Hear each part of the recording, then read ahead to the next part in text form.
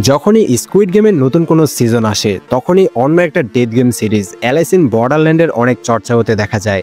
কেউ বলে squid game সেরা, আবার অনেকেই বলে অ্যালাইস ইন বর্ডারল্যান্ড স্কুইড গেমের থেকেও ভালো সিরিজ। তবে স্কুইড গেম যতটা জনপ্রিয়, অ্যালাইস ইন বর্ডারল্যান্ড ততটা জনপ্রিয় না হওয়ায় তোমাদের মধ্যে অনেকেই হয়তো সিরিজটা এখনও দেখোনি। তাই আজকে থেকে আমি অ্যালাইস ইন বর্ডারল্যান্ড সিরিজটা শুরু করে দিলাম। তোমরা দেখে জানিয়ে দিও তোমাদের কাছে স্কুইড গেম বেশি ভালো লেগেছে নাকি অ্যালাইস ইন বর্ডারল্যান্ড। প্রথম সিজনে মোট 8টা এপিসোড আছে, তাই আমি 2 পার্টে প্রথম সিজন এক্সপ্লেইন করব, অর্থাৎ প্রতি পার্টে 4টা করে এপিসোড থাকবে।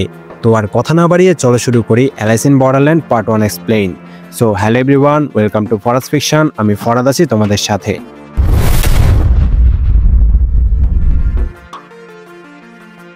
গল্পের প্রথমে আমরা আরিসু নামের একজনের সাথে পরিচিত হই। আরিসু হলো ঘরের সেই ছেলে যে কোনো কাজ করে না, সারাদিন ঘরে বসে ভিডিও গেম খেলে আর বন্ধুদের সাথে আড্ডা দিয়ে বেড়ায়। আরিসুর মা নেই, তার বাবা আর ভাই তার জন্য চাকরির ব্যবস্থা করে দিতে চাইলেও সে চাকরি করতে চায় না। আরিসুর বড় ভাই আর বাবা আরিসুর এই ধরনের ব্যবহার একদমই পছন্দ করে না। তার মা মারা যাওয়ার পর তার জন্য সবকিছুই এলোমেলো হয়ে গেছে। প্রতিদিনের মতোই বাবা ভাইয়ের মুখে সুন্দর সুন্দর কথা শুনে আরিসু বাড়ি থেকে বের হয়ে যায়। সে তার সবচেয়ে কাছের 2 বন্ধু কুরুবে আর ছোটার সাথে দেখা করে। তাদের 3 জনের জীবনই ছন্নছাড়া। ছোট একটা আইটি কোম্পানিতে চাকরি করে, আর কুরুবে মাত্রই ক্লাবে তার বসের সাথে মারামারি করে এসেছে। কিছুক্ষণ কথা বলার পর কুরুবে আরিসুকে মাথায় নিয়ে পাগলামি করতে শুরু করে। রাস্তার মাঝখানে এসে লাফালাফি করার ফলে রাস্তায় জ্যাম লেগে যায়। এটা দেখে ট্রাফিক পুলিশ তাদেরকে ধরতে আসলে তারা পালাতে শুরু করে। তখন তারা একপাশে শহরের আকাশে বাজির মতো ফুটতে দেখে। হাসি মজা করে পুলিশের চোখ ফাঁকি দিয়ে তারা 3 জন একটা বাথরুমের ভিতরে গিয়ে লুকায়। তখন কেউ একজন এসে বাথরুমের দরজায় নক করে, আর হঠাৎ করে ইলেকট্রিসিটি চলে যায়। বাহির থেকে লোকালয়ের আর কোনো সাউন্ডও আসছে না। বাইরে কি হচ্ছে দেখার জন্য তারা 3 জন বাথরুম থেকে বের হয়ে আসলে দেখতে পায় পুরো শহর হঠাৎ করে শুনশান হয়ে গেছে। তারা 3 জন ছাড়া আশেপাশে আর একজন মানুষও নেই। তারা অবাক হয়ে চারদিক ঘুরে ঘুরে দেখে, কিন্তু না, আসলেই কোথাও কেউ নেই। পুরো শহর কয়েক মিনিটের মধ্যেই খালি হয়ে গেছে। কুরুবে যেই বারে কাজ করতো সেখানে গিয়ে তার কোনো সহকর্মীকে দেখতে পায় না। ছোটও তার অফিসে গিয়ে দেখতে পায় পুরো অফিস খালি। জানালা দিয়ে তাকিয়ে সে এক জনমানবহীন শহর দেখতে পায়। আরিসুও পুরো শহর ঘুরে দেখে। তারা 3 জন আবারও একত্র হয়। যোগাযোগ করার জন্য মোবাইলে নেটওয়ার্কও নেই। তারা বসে ভাবতে থাকে হঠাৎ করে শহরের মানুষগুলো কোথায় চলে গেল, কিন্তু কোনো যুক্তিসঙ্গত উত্তর খুঁজে পায় না। তবে আরিসু আর চোটা বলে তারা 3 জন ছাড়া পুরো শহরে আর কেউ নেই। এখন তারা যা ইচ্ছা করতে পারবে, যা ইচ্ছা খেতে পারবে, কেউ নিষেধ করবে না। এসব ভেবে তারা আনন্দ করছিল। তখন তাদের পিছনের একটা বিল্ডিংয়ে আলো জ্বলে ওঠে। তাতে লেখা আছে প্লেয়ারদেরকে গেমে ওয়েলকাম। কিছুক্ষণের মধ্যেই গেম শুরু হতে চলেছে। এরপর একদিকে নিশানা করে বলা হয় গেম এরিনা এই দিকে। তারা সেই দিকে তাকিয়ে লাল আলোর আভা দেখতে পায়, তার মানে সেখানে কিছু আছে। সেখানে গিয়ে তারা একটা বিল্ডিং দেখতে পায় যার নাম জিএম বিল্ডিং। এভাবেই দিক নির্দেশনা দিয়ে তাদেরকে গেম এরিনায় নিয়ে যাওয়া হয়। সেখানে টেবিলের উপর কিছু মোবাইল রাখা আছে দেখে তারা 3 জন একটা করে মোবাইল নিয়ে নেয়। তবে এই মোবাইলেও কোনো সিগন্যাল ছিল না। সাথে সাথে 2 মিনিটের টাইমার শুরু হয়ে যায়, আর বলা হয় 2 মিনিটের মধ্যেই গেম শুরু হয়ে যাবে। তারা বুঝতে পারছে না আসলে এখানে কি চলছে, তাদেরকে কেমন গেম খেলতে হবে। তখন একটা মেয়ে এসে বলে এটা হচ্ছে একটা গেম। কুরুবে তাকে জিজ্ঞেস করে সে জানে কিনা বাকি মানুষ কোথায়। তখন শিবুকি নামের সেই মেয়েটা ছোটার আইডি কার্ড নিয়ে তারা যেদিক দিয়ে বিল্ডিংয়ে ঢুকেছে সেদিকে ছুঁড়ে মারে। সাথে সাথে লেজার লেগে আইডি কার্ডটা জ্বলে যায়। শিবুকি বলে বর্ডারলাইন ক্রস করার পর গেম না খেলে বের হওয়ার কোনো উপায় নেই। তার মানে শিবুকি আগেও এই গেম খেলেছে। তখন আরও একটা মেয়ে সেখানে চলে আসে। এই মেয়েটারও এটাই প্রথম গেম। শিবুকি বলে বাঁচতে হলে এখন গেম খেলাই একমাত্র উপায়। রেজিস্ট্রেশনের 2 মিনিট সময় শেষ হওয়ার পর বলা হয় তাদেরকে এখন ডেড অর অ্যালাইভ নামের একটা গেম খেলতে হবে। গেমের ডিফিকাল্টি হিসেবে তাসের ক্লাবের 3 নাম্বার কার্ড শো করা হয়, কিন্তু এর মানে কি সেটা তো কেউই বুঝতে পারে না। খেলার নিয়ম হচ্ছে নির্দিষ্ট সময়ের মধ্যে তাদেরকে ডেড অর অ্যালাইভ নামের 2টা দরজার মধ্যে সঠিক দরজাটা খুলতে হবে। এভাবেই দরজা খুলে খুলে বিল্ডিং থেকে বের হয়ে যেতে হবে। এরপর লিফটে করে তাদেরকে খেলার জায়গায় নিয়ে যাওয়া হয়। একটা রুমে নিয়ে সঠিক দরজা খোলার জন্য 2 মিনিট সময় দেওয়া হয়। এই রুমে একটা ডেড আর একটা অ্যালাইভের দরজা আছে। তারা তো গেমের কিছুই বুঝতে পারছে না। ছোটা বলে হয়তো এটা কোনো ইভেন্ট হবে। সে ব্যাপারটাকে মজা হিসেবে নিয়ে মোবাইলে ভিডিও করতে শুরু করে। ততক্ষণে 1.5 মিনিট সময় চলে যায়, আর মাত্র 30 সেকেন্ড বাকি। এবার তারা প্যানিক করতে শুরু করে। এতে শেষে আসা মেয়েটা ভয় পেয়ে অ্যালাইভের দরজা খুলে ফেলে। আর সাথে সাথেই উপর থেকে একটা লেজার মেয়েটার মাথায় পড়ে মেয়েটার সাথে সাথেই মারা যায়। এটা দেখে আরিসু, চোটা আর কুরুবে পুরোপুরি শকড হয়ে যায়। তবে শিবুকি দ্রুত ডায়ের দরজা খুলে অন্য রুমে চলে যায়। শেষ মুহূর্তে তারা তিনজনও ডায়ের রুমে চলে যায় আর সময় শেষ হওয়ার সাথে সাথেই প্রথম রুম আগুনে ঝলসে যায়। পরের রুমের দরজা খোলার জন্য 1 মিনিট 50 সেকেন্ড সময় দেওয়া হয়। এবার তো তারা বুঝতে পারে এখানে আসলে মরণ খেলা চলছে, ভুল দরজা খুললেই মরতে হবে। তাদের মধ্যে আতঙ্ক ছড়িয়ে পড়ে। কুরুবে বলে শিবুকি অ্যালাইভের দরজা বলেছিল, যার কারণে মেয়েটা মারা গেছে, তাই এবার শিবুকি দরজা খুলবে। তাদের মধ্যে তর্ক শুরু হয়ে যায়। এদিকে এইসব দেখে চোটার অবস্থা খারাপ হয়ে যায়। সময় যখন আর মাত্র 30 সেকেন্ড বাকি, তখন আরিসু বলে সে নিজে দরজা খুলবে। কিন্তু ডায়ের দরজার কাছে গিয়েও আরিসু ভয় পেয়ে দরজা খুলতে পারে না। সময় শেষ হয়ে যাচ্ছে দেখে কুরুবে সাহস করে অ্যালাইভের দরজা খুলে ফেলে। তবে কুরুবে মারা যায় না, মানে তারা এই রাউন্ড পার করে ফেলেছে। এবার তাদেরকে 1 মিনিট 40 সেকেন্ডের সময় দেওয়া হয়। কুরুবে আরিসুকে বলে আরিসু তো ভিডিও গেমসে অনেক এক্সপার্ট, গেমের সকল ডিফিকাল্টি সে যে করেই হোক পার করে, এটাও তো একটা গেম। তখন আরিসুর মাথায় কিছু একটা প্ল্যান আসে।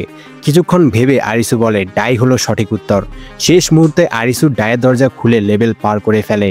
পরের রাউন্ডের জন্য 1 মিনিট 30 সেকেন্ডের সময় দেওয়া হয়।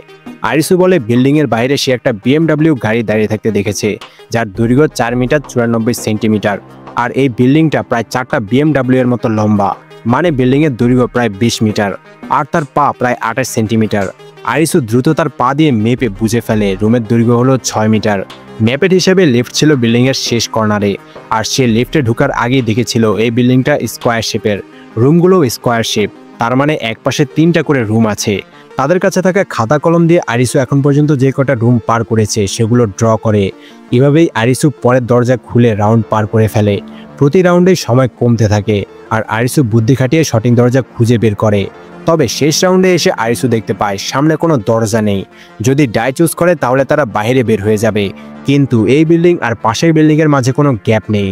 আর যদি অ্যালাইভের দরজা চুজ করে তাহলে তারা সেই রুমে চলে যাবে যেখানে প্রথম মেয়েটা মারা গিয়েছিল। এতে আরিসু কনফিউজড হয়ে যায়। সময় যখন শেষ হয়ে আসে তখন আরিসু প্রথম রুমে বানানো চোটার ভিডিওটা দেখে বুঝতে পারে মেয়েটা যে রুমে মারা গিয়েছিল সেটার পাশে একটা ছোট্ট রুম আছে। তারা দ্রুত অ্যালাইভের দরজা খুলে সেই রুমে চলে যায়। তবে রুমে ঢুকতে লেট করায় চোটার পায়ে আগুন লেগে চোটা আহত হয়ে যায়। শেষ রাউন্ডে 10 সেকেন্ডের সময় দেওয়া হয়। তারা কোনো মতে চোটাকে নিয়ে ডায়ের দরজা খুলে বিল্ডিং থেকে বের হয়ে আসতে সফল হয়। বের হয়ে আসার পর মোবাইলে তাদেরকে কংগ্রাচুলেশন জানানো হয়। তখন তারা সামনে একটা টেবিলে গেম শুরু হওয়ার প্রথম ডিফিকাল্টি হিসেবে যে ক্লাবের 3 নাম্বার কার্ড দেখেছিল সেই কার্ডটা দেখতে পায়। তার মানে প্রতিটা গেমের পর একটা করে কার্ড দেওয়া হবে। এরপর তাদের 4 জনকে 3 দিনের ভিসা দেওয়া হয়, মানে 3 দিন তারা কোনো গেম না খেলে মুক্তভাবে থাকতে পারবে। তখন সেখানে একজন আহত লোক এসে আরিসুদের দিকে তাকিয়ে বলে সে আর এই গেম খেলবে না, এই গেমের কোনো শেষ নেই। তার কথায় মনে হচ্ছে সে অনেক দিন ধরে এই জায়গায় বন্দী আর অনেকগুলো গেম খেলেছে। সে জানায় আজকে তার ভিসাও শেষ হয়ে গেছে, আজকে তার শেষ দিন। সাথে সাথেই উপর থেকে লোকটার মাথায় একটা লেজার পড়ে আর লোকটা মারা যায়। আশেপাশে সকল আলো নিভে যায়। শিবুকি বলে তাদেরকে দেওয়া 3 দিনের ভিসাও শেষ হয়ে যাওয়ার পর তাদেরকেও মেরে ফেলা হবে। বাঁচতে হলে গেম খেলে ভিসার মেয়াদ বাড়িয়ে নিতে হবে। এরপর একটা মেয়েকে দেখানো হয় যে একটা বিল্ডিংয়ের উপর থেকে লেজারের বৃষ্টি দেখছে। এই মেয়েটার নাম হচ্ছে উসাগি। উসাগির বাবা একজন ক্লাইম্বার, সে নিজেও তার বাবার সাথে ক্লাইম্ব করত। ছোটা আইটি কোম্পানিতে কাজ করায় ইলেকট্রিক জিনিসপত্র নিয়ে তার ভালো জ্ঞান আছে। ছোটা বলে ডিজিটাল ক্যামেরা, ডিজিটাল ক্লক এইসব জিনিসের আইসি চিপ নষ্ট করে দেওয়া হয়েছে, শুধু রেডিও কাজ করছে, কারণ রেডিওতে আইসি চিপ থাকে না। তারা ট্রাফিক পুলিশ থেকে পালানোর সময় যে বাজি ফুটতে দেখেছিল, হতে পারে সেটা কোনো ইলেকট্রোম্যাগনেটিক পালস অ্যাটাক ছিল, যার কারণে কোনো ডিজিটাল মেশিন কাজ করছে না। মার্কেট থেকে খাবার এনে খেতে খেতে তারা ডিসকাস করছিল আসলে এখানে কি হচ্ছে। হঠাৎ করে পুরো শহর কিভাবে খালি হয়ে গেল, আর এই মৃত্যুর খেলার পিছনেই বা কারা আছে। শিবুকি বলে তার সাথে 3 দিন আগে এই একই ঘটনা ঘটেছে। শিবুকি 3 দিন আগে পুরো শহর খালি হতে দেখেছে, আর আরিসুরা গতকালকে দেখেছে। তার মানে কি এখানে সময় ভিন্নভাবে চলছে, নাকি তারা টাইম ট্রাভেল করেছে? আরিসু বলে যেহেতু গেমে বিভিন্ন রুলস আছে, গেমের পরিচালক আছে, তার মানে এই গেমের একজন গেম মাস্টারও আছে যে এই গেম বানিয়েছে। কুরুবে বলে এত অল্প সময়ে এত বড় গেম তৈরি করা কোনো মানুষের কাছ তো হতে পারে না। শিবুকি বলে সে তার কোম্পানিতে একটা রিউমার শুনেছিল যে ইউরোপের একটা কোম্পানি আসল দুনিয়ার মতো ভার্চুয়াল রিয়েলিটির দুনিয়া বানানোর জন্য কাজ করছে, হতে পারে এটা তাদের এক্সপেরিমেন্টের অংশ। কুরুবে বলে এটা ভার্চুয়াল রিয়েলিটি হলে চোটা তার পা আগুনে পুড়ে যাওয়ায় এমন ব্যথা অনুভব করতো না। রাতে কুরুবে আরিসুকে বলে তাদের কাছে এখন 3 দিন সময় আছে, তবে চোটা আহত হয়ে গেছে, তাই তারা দুইজন সময় থাকতেই আগামীকাল গেম খেলে ভিসার মেয়াদ বাড়িয়ে নেবে। আর গেম খেলে তারা গেম সম্পর্কে নতুন কিছু জানতেও পারবে, এরপর চোটাকে গেম খেলতে সাহায্য করতে পারবে। হয়তো গেমে তারা চোটার জন্য একজন ডক্টরও খুঁজে পেতে পারে। আরিসু বলে গেম খেললে হয়তো তারা কোনো সিগনেচার খুঁজে পেতে পারে, যার মাধ্যমে তারা স্ট্র্যাটেজি বানাতে পারবে। যেই কথা সেই কাজ। পরদিন তারা দুইজন একটা অ্যারিনায় গেম খেলতে চলে যায়। এই গেমে তাদের সাথে উসাগি নামের সেই ক্লাইম্বার মেয়েটাও জয়েন করে। আরিসু সেখানে সাদা হুডি পরা একজনকে দেখে কিছুটা অবাক হয়, আর এই ক্যারেক্টারটার নাম হচ্ছে সিসিয়া। আমার উচ্চারণ হয়তো ভুল হতেও পারে, তবে আমি তাকে সিসিয়াই বলবো। যথারীতি সব প্লেয়ার্স একটা করে মোবাইল তুলে নেয়। রেজিস্ট্রেশনের সময় শেষে গেমের রুলস জানানো হয়। এবারের গেমের ডিফিকাল্টি হচ্ছে স্পেডসের 5 নাম্বার কার্ড। তখন একজন লোক এসে আরিসুকে বলে কার্ডগুলোর মাধ্যমে গেমে কী ধরনের খেলা হবে আর নাম্বারের মাধ্যমে খেলাটা কত কঠিন হবে সেটা বোঝানো হয়। ক্লাবের কার্ড মানে টিমের লড়াই, ডায়মন্ডের কার্ড মানে বুদ্ধির খেলা, আর হার্টের কার্ড মানে হার্ট ব্রেক, মানে এমন কিছু ঘটবে যাতে মন ভেঙে যাবে। এরপর মোবাইলে বলা হয় এবারের গেম হচ্ছে এ গেম অফ ট্যাগ। রুলস হচ্ছে প্লেয়ারদেরকে ট্যাগারের হাত থেকে বাঁচতে হবে, আর 20 মিনিটের মধ্যে এই বিল্ডিংয়ে থাকা সেফ জোন খুঁজে বের করতে হবে। সময় শেষ হওয়ার পর বিল্ডিংয়ে লাগানো টাইম বোম ব্লাস্ট হয়ে যাবে। গেম শুরু হয়ে যায়। সবার মধ্যেই অনেক ভয় কাজ করলো। সিসিয়া খুবই শান্ত আর নিশ্চিন্তে এক কোনায় গিয়ে দাঁড়িয়ে সবাইকে দেখছিল, যেন গেম নিয়ে তার কোনো ধরনের টেনশনই নেই। সবাই ভয়ে ভয়ে বিল্ডিংয়ের এক পাশ থেকে অন্য পাশে হাঁটাহাঁটি করতে শুরু করে। তখনই হঠাৎ আরিসুদের সামনে একটা লোক গুলি খেয়ে পড়ে যায়। তখন তারা উপরে তাকিয়ে একজন লোককে ইউজি গান হাতে তাদের দিকে এগিয়ে আসতে দেখে। সে একটা কাউ মাস্ক পরে আছে। ভয় পেয়ে তারা দৌড়ে পালাতে শুরু করে। অনেকজন প্লেয়ার ইতিমধ্যেই ট্যাগারের হাতে মারা যায়। আরিসু আর কুরুবে উপর থেকে নিচতলায় ট্যাগারকে দেখতে পায়। তখন আরিসু চিৎকার করে সবাইকে ট্যাগারের লোকেশন জানিয়ে সেই লোকেশন থেকে সরে আসতে বলে। আরিসু বলে ট্যাগার তার মুখোশের কারণে ঠিকমতো দেখতে পারছে না। তারা একে অপরকে ট্যাগারের লোকেশন জানালে গেমে সহজেই জিততে পারবে। তখন উসাগিও আরিসুর কথায় সাড়া দেয়। উসাগি ট্যাগারের সামনে পড়ে যায়, তবে তার ক্লাইম্বিং অ্যাবিলিটি থাকার কারণে উসাগি বেঁচে যায়। গেম শেষ হতে আর মাত্র 6 মিনিট বাকি। তখন সিসিয়া বলে কাজ শুরু করা যাক। এদিকে একজন মাস্কুলার লোক এসে আরিসু আর কুরুবেকে বলে কুরুবে আর সে ট্যাগারের সাথে ফাইট করে ট্যাগারকে ব্যস্ত রাখবে অথবা মেরে ফেলবে, আর আরিসু সহ বাকিরা সেফ জোন খুঁজে বের করবে। এই মাস্কুলার লোকটার নাম হচ্ছে অ্যাগনি। অ্যাগনি ট্যাগারের বর্ণনা দিয়ে বলে মনে হচ্ছে ট্যাগার এক্স মিলিটারি অফিসার। অ্যাগনি আরিসুকে সেফ জোন খোঁজার জন্য যেতে বলে। তখন উসাগিও তাদের সাথে যুক্ত হয়। তারা তাদের প্ল্যান মতো কাজ করতে শুরু করে। অ্যাগনি তার সাথের একজনকে ট্যাগারকে ডেকে আনতে বলে। যখনই ট্যাগার তাকে মারতে আসবে তখন অ্যাগনি আর কুরুবে ট্যাগারের উপর আক্রমণ করবে। এই চেষ্টায় অ্যাগনির সাথে থাকা লোকটা মারা যায়। এরপর অ্যাগনি আর কুরুবে ট্যাগারের সাথে লড়াই করতে শুরু করে, তবে ট্যাগার তাদের ধারণা চাইতেও বেশি শক্তিশালী। লড়াই করতে গিয়ে কুরুবে আহত হয়ে যায়। এদিকে সেফ জোন খুঁজতে খুঁজতে সিসিয়া আর আরিসু একই দরজার সামনে এসে দাঁড়ায়, মানে তারা দুইজনেই নিজেদের বুদ্ধি খাটিয়ে সেফ জোন খুঁজে বের করে ফেলেছে। তবে তারা রুমে ঢোকার সাথে সাথেই ভিতরে থাকা একজন ট্যাগার তাদেরকে আক্রমণ করে দেয়। তখন সিসিয়া ট্যাগারকে টেজার শক দিয়ে সেন্সলেস করে ফেলে, কিন্তু সে আবারও জেগে গিয়ে তাদের উপর আচমকা গুলি চালালে সিসিয়া বাইরে চলে যায় আর আরিসু ভিতরের রুমে চলে যায়। আরিসু ভিতরের রুমের দেয়ালের দুই পাশে 2টা বাটন দেখতে পায়, যেখানে লেখা আছে 2টা বাটন একসাথে প্রেস করলে খেলা শেষ হয়ে যাবে। কিন্তু 2 দেয়ালের মাঝে দূরত্ব বেশি হওয়ায় আরিসুর একার পক্ষে 2টা বাটন একসাথে প্রেস করা সম্ভব না। তাই আরিসু জানালা দিয়ে অন্যদেরকে সেফ জোনের লোকেশন জানিয়ে দেয় আর জানায় গেম শেষ করতে হলে 2 জনের প্রয়োজন হবে। কুরুবে আর উসাগি আরিসুর কথা শুনতে পায়। এদিকে অ্যাগনি তখনও ট্যাগারের সাথে ফাইট করে যাচ্ছে। আর যখন মাত্র 1 মিনিট বাকি তখন ট্যাগার দরজা ভেঙে সেফ জোনে চলে আসে। আরিসু আর ট্যাগারের মধ্যেও লড়াই শুরু হয়ে যায়। অ্যাগনি শেষমেশ তার সাথে লড়াই করার ট্যাগারটাকে হত্যা করে ফেলে। 10 সেকেন্ড বাকি থাকতে উসাগি ক্লাইম্ব করে সেফ জোনে এসে পৌঁছায়। সিসিয়া উসাগিকে তার সাথে থাকা টেজার দিলে উসাগি ট্যাগারকে শক দেয়, আর শেষ সেকেন্ডে উসাগি আর আরিসু লাফ দিয়ে একসাথে বাটন প্রেস করে দেয়। এর মাধ্যমে এই গেম শেষ হয়। তখন তারা দেখতে পায় তারা যে ট্যাগারের সাথে লড়াই করেছিল সে আসলে একজন মহিলা, আর সে অনেক ভীত হয়ে আছে। কয়েক সেকেন্ডের মধ্যে ট্যাগারের কলার ব্লাস্ট হয়ে ট্যাগার মারা যায়। তারা বুঝতে পারে ট্যাগারকেও তাদের মতো গেম খেলতে বাধ্য করা হয়েছে। এদিকে কুরুবে অ্যাগনির সাথে থাকা লোকটার পকেটে একটা ওয়াকিটকি খুঁজে পায়, যাতে কেউ বলছে উত্তর তাদের কাছে আছে। বিচ মানে সমুদ্রের কিনারায় গেলে উত্তর খুঁজে পাবে। কুরুবে সেখানে অ্যাগনি নামে সে লোকটাকে আর দেখতে পায় না। আরিসু এটা বলে নিজেকে দোষারোপ করতে থাকে যে তার কারণেই ট্যাগার মহিলাটা মারা গেছে। তখন উসাগি আরিসুকে সান্ত্বনা দিয়ে বলে এখানে বাঁচতে হলে লড়াই করা ছাড়া আর কোনো উপায় নেই। সেই মহিলা মারা না গেলে তারা মারা যেত। নিজের জীবন বাঁচানো ছাড়া এখানে আর কোনো উপায় নেই, আর সে নিজেকে বাঁচানোর জন্য যা করতে হয় তাই করবে। এদিকে সিসিয়া ট্যাগারের পকেট থেকে একটা কাগজ খুঁজে পায় যাতে অদ্ভুত কিছু একটা আঁকা আছে। সকালে আরিসু আর কুরুবে চোটার কাছে ফিরে আসে। ক্ষতস্থানে ব্যান্ডেজ করে নেওয়ার পর কুরুবে বলে সে ওয়াকিটকিতে কাউকে বিচে যাওয়ার কথা বলতে শুনেছে। সেখানে গেলে নিশ্চয়ই তারা এখানে কি হচ্ছে তার উত্তর খুঁজে পাবে। তবে তারা যেখানে আছে সেখান থেকে বিচ অনেক দূরে, অনেক সময় লেগে যাবে। ছোটা আর শিবুকির ভিসা আজকে শেষ হয়ে যাবে, তাই তারা ঠিক করে তারা আজকে আরেকটা গেম শেষ করে আগামীকাল বিচের দিকে রওনা দিবে। দেখতে দেখতে দিন কেটে যায়। রাতে তারা আরেকটা গেম এরিনায় গেম খেলার জন্য চলে আসে। লেজার পার করে তারা এরিনায় পৌঁছে যায়। সেখানে তারা টেবিলের উপর অনেকগুলো হাতিয়ার রাখা দেখতে পায়, আর পাশের টেবিলে তাদের 4 জনের জন্য 4টা গগলস রাখা আছে। মোবাইল হাতে নেওয়ার সাথে সাথে রেজিস্ট্রেশন কমপ্লিট হয়ে যায়। গগলসগুলো পরে নেওয়ার ইনস্ট্রাকশন দিলে তারা 4 জন গগলস পরে নেয়, তবে গগলসগুলো তাদের গলায় ফিট হয়ে যায়। এরপর এই গেমের কার্ড দেখানো হয় 7 অফ হার্টস। আরিসু ট্যাগ গেমে বলা সেই লোকের কথা মনে পড়ে যায়। হার্ট মানে তাদের হার্ট ব্রেক হতে চলেছে। নাম্বার যেহেতু 7, তার মানে গেমের ডিফিকাল্টিও অনেক বেশি। এরপর যখন গেমের রুলস বলা হয় তখন তাদের মাথায় আকাশ ভেঙে পড়ে। তারা যেটা কখনো কল্পনাও করেনি এমন কিছুই তাদের সাথে ঘটে। এই গেমের নাম হচ্ছে হাইড অ্যান্ড সিক। রুলস অনুযায়ী একজন হবে নেকড়ে আর অন্যরা হবে ভেড়া। সময় শেষ হওয়া পর্যন্ত যে নেকড়ে হয়ে থাকতে পারবে সে এই গেমে উইনার হবে, আর বাকিরা মারা যাবে। মানে এই গেমে তাদের 4 জনের মধ্যে যে কোনো একজনই বেঁচে ফিরতে পারবে। আরিসু, কুরুবে আর চোটা এই 3 জন প্রাণপ্রিয় বন্ধু, আর একসাথে এখান থেকে বেঁচে ফিরতে পারবে না। খেলার নির্দিষ্ট 15 মিনিট সময় শুরু হয়ে যায়। তারা বুঝতে পারে যে নেকড়ে হবে তার চোখের দিকে যে তাকাবে সে আবার পরবর্তী নেকড়ে হয়ে যাবে। তার মানে যে নেকড়ে হবে তাকে বাকিদের থেকে লুকিয়ে থাকতে হবে যাতে তার থেকে নেকড়ে কেড়ে নিতে না পারে। নেকড়ে যখন কুরুবের কাছে ছিল তখন শিবুকি একটা হাতুড়ি নিয়ে অন্যদেরকে ডাক দেয়। যখনই তারা শিবুকির দিকে তাকায় তখন শিবুকি কুরুবের চোখে তাকিয়ে নেকড়ে নিয়ে যায়। এরপর সে পালাতে শুরু করে, কারণ বাঁচতে হলে নেকড়ে নিজের কাছে রাখতে হবে। তখন কুরুবে শিবুকির পিছে পিছে যেতে শুরু করে। শিবুকিকে খুঁজে কিছুক্ষণ লড়াই করার পর কুরুবে নেকড়ে নিয়ে ফেলে। তখন আরিসু সেখানে চলে আসে। নেকড়ে আরিসুর কাছে চলে যায়। আবারও কিছুক্ষণ লুকোচুরি খেলার পর তারা এক জায়গায় চলে আসে।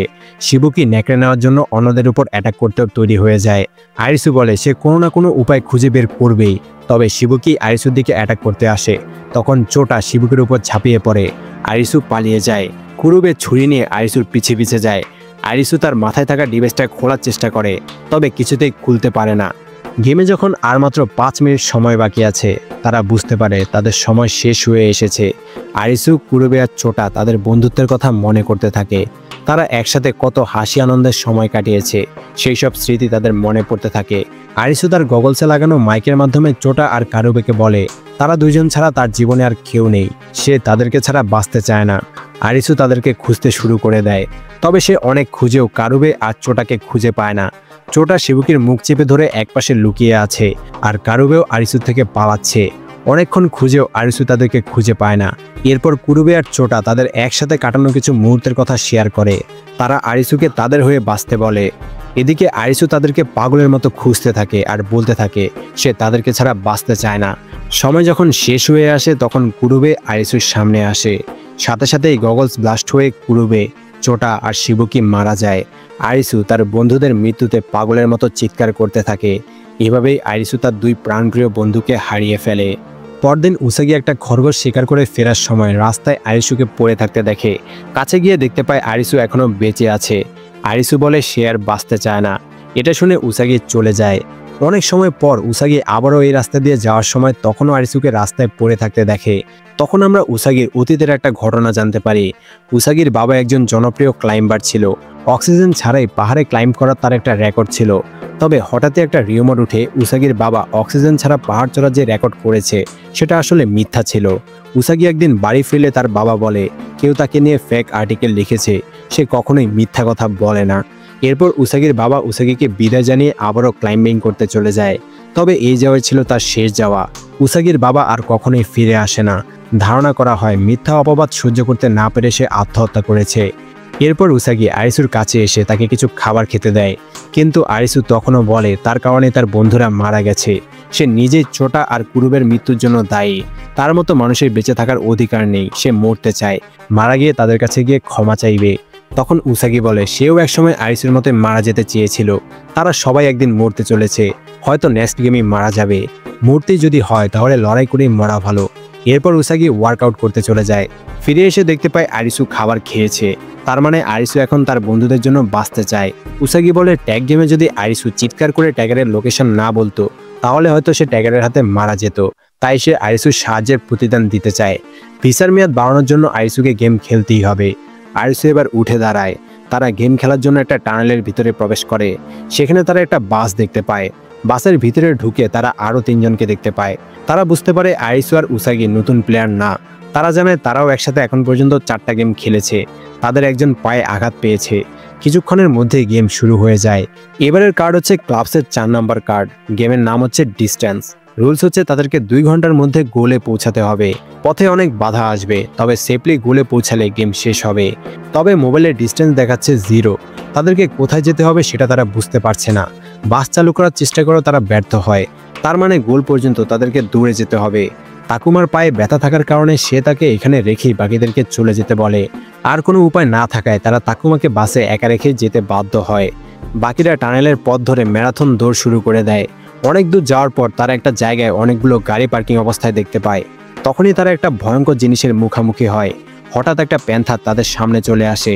তারা গাড়িগুলোর নিচে, ভিতরে, বাইরে লুকিয়ে প্যান্থার থেকে বাঁচার চেষ্টা করে। কিছুক্ষণ লড়াই করার পর প্যান্থারটা নতুন প্লেয়ারদের একজনকে আক্রমণ করে দেয়। তখন সে বাকিদেরকে তাকে রেখেই চলে যেতে বলে। তারা আবারও দৌড়াতে শুরু করে। এক পর্যায়ে আরিসু রাস্তার পাশে পিকআপে একটা রয়্যাল এনফিল্ড বাইক দেখতে পায়। সাথে থাকা প্লেয়ার ইয়ামানে বলে রয়্যাল এনফিল্ড ডিজেল ইঞ্জিনে চলে। তখন আরিসু বলে এর আগেও তারা দেখেছে ডিজিটাল যন্ত্রপাতিগুলো চলছে না, কিন্তু অ্যানালগ যন্ত্র যেমন রেডিও চলছে। তার মানে অ্যানালগ গাড়ি বা বাইকও চলবে।